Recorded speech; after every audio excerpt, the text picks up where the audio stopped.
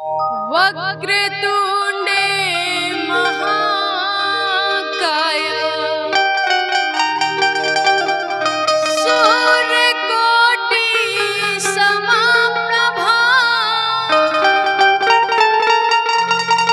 निर्विघ्नं कुरु मे देवा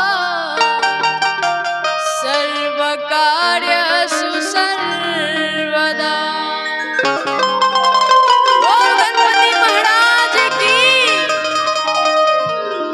सुमिरन करी ले आज हम गौरी गणेश के। सुमिरन करी ले आज हम गौरी गणेश के।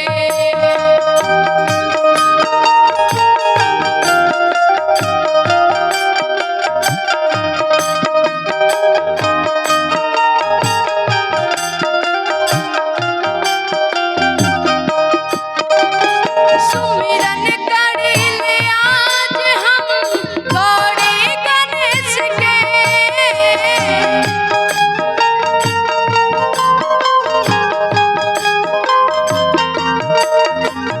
सुमिरन करी ले आज हम गौरी गणेश के। सुमिरन करी ले आज हम गौरी गणेश के। सुमिरन करी ले आज हम गौरी गणेश के।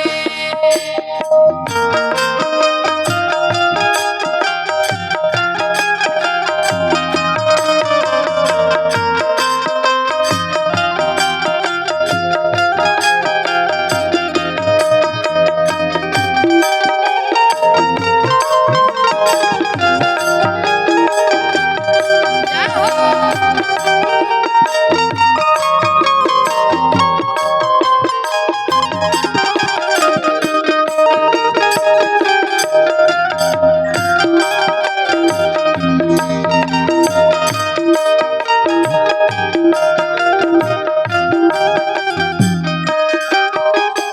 माता जग पार्वती पिता महेश के हो।